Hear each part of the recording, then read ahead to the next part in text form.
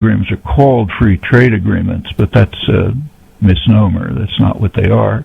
They're really investor right agreements, and they do permit and insist upon capital mobility, but they don't allow labor mobility. So you have free capital mobility over the world. Countries are not allowed to control their own capital resources. On the other hand, people can't move. That's called an immigration crisis. This is entirely contrary to the principles of free trade. If anybody bothered to read Adam Smith, for example, he insists that free circulation of labor, free movement of working people, is a foundation of free trade. Otherwise, you have something, but it's not free trade. So these agreements, and in many respects, this is not the only one, they're designed for investor rights and not for the rights of people. Those don't matter. And you can see the effects. One of the effects over time is a concentration of wealth in management, ownership, some of the professional classes and so on, but a deterioration in the status of working people almost everywhere. China is one of the examples. Well, you can gain some real insight if you want to really understand the Cold War. The natural place to look is what happened in 1989. In 1989, the Soviet Union collapsed. Okay, Cold War is over. So what happened?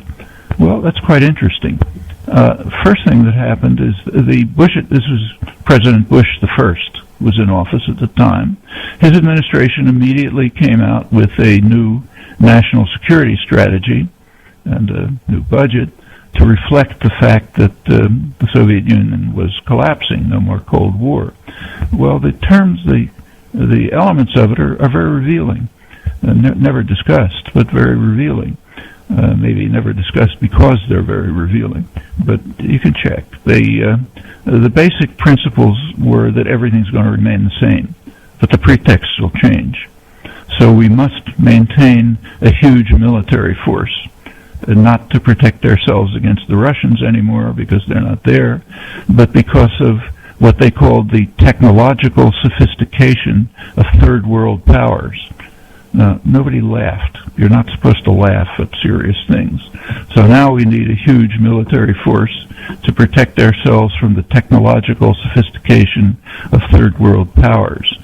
We need massive intervention forces directed at the Middle East, and not because the Russians are coming, but for a different reason, because of radical nationalism, independent nationalism. And in fact, the new strategy said that the problems in the Middle East, the serious problems that the U.S. faced in the Middle East, I'm quoting, could not be laid at the Kremlin's door. They were not anything to do with the Russians. So apologies, we've been lying to you for 50 years, but now we have a new world. Can't lie about that anymore. So we have to tell the truth. The problems are independent nationalism, as they always were, in fact, and so they remain. We must retain what was called the defense industrial base. That's a euphemism, which means high-tech industry. Contrary to neoliberal free trade principles, the U.S. economy, like other advanced economies, depends crucially on the state sector, dynamic state sector. The IT revolution, computers and the internet, airplanes, commercial airplanes, go on and on. Much of it depends on the state sector, and a lot of it was developed under the pretext that it's defense. So the Pentagon was funding the basic, the hard, costly, risky parts of the high-tech revolution, meaning the taxpayer was paying for it on the pretext that it's defense against the Russians. Okay, Russians are gone, but we must maintain the defense industrial base, meaning high-tech industry, meaning the state sector of the economy. And so it continues. Essentially what the post-war, that planning said is, well, everything's the same without the Russians.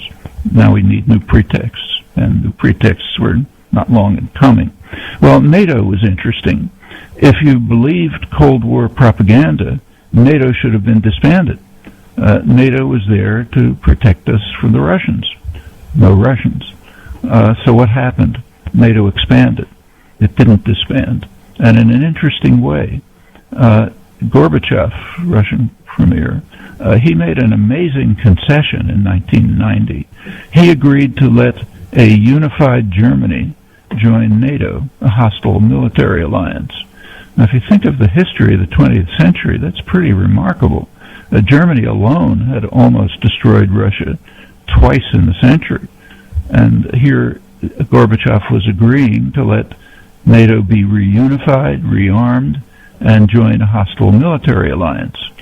Well, there was a quid pro quo. The United States promised that NATO would not expand, as they put it, 1 inch to the east, meaning it would not expand to East Germany, and of course there was no thought of its expanding beyond. Now, the Bush administration was clever enough not to put that into writing. Those were verbal promises, very clear and explicit verbal promises. I might say that the diplomatic history of this period has been very well researched. We know just what happened. So they made a gentleman's agreement. And Gorbachev naively took it literally. He assumed that you could take the word of the gentleman who you're dealing with, and he didn't pay attention to the fact that they didn't bother to write it down on paper. So very quickly, especially under Clinton, NATO began to expand to the east, to East Germany, and then beyond to Eastern Europe. And the Russians, of course, bitterly complained, but the U.S. Objected, and accurately, that they'd never written it down on paper. So it was just a gentleman's agreement, and if you're naive enough to take the word of the gentleman you're making agreements with, well, that's your problem. But we're within our rights to expand NATO.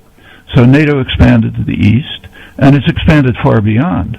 By now it carries out military actions in areas nowhere near Europe. In fact, Europe is now being condemned by the United States. It's goodbye Europe because they're not participating eagerly enough in U.S. invasions elsewhere, like in Afghanistan. And furthermore, it goes beyond. The Secretary General of NATO happened to be Dutch, and he informed NATO that it must expand globally to cover pipelines and sea lanes for the world energy system. So NATO must become a U.S. intervention force which controls the world energy system. No more defense against the Russians. That was a pretext we can forget about, and it's sort of gone from history. I don't want to talk about things that don't fit doctrine very well. In the newspapers this morning, you'll read that there's a new proposal from the United States to extend NATO even beyond. But now the reality of the world is being recognized more accurately. The clouds kind of lifted after the Soviet Union disappeared, and you can, if you want, see more clearly what drives policy. Well, without going into many examples, let me turn to the Middle East. It's within this context, this global context, that U.S. relations with Israel, which are another element of exceptionalism, they're unique in the world, in which this is the context in which they developed. The primary shift was in 1967. In 1967, Israel gave a major gift to the United States and to its primary ally, Saudi Arabia. Saudi Arabia is, of course, because that's where the oil is.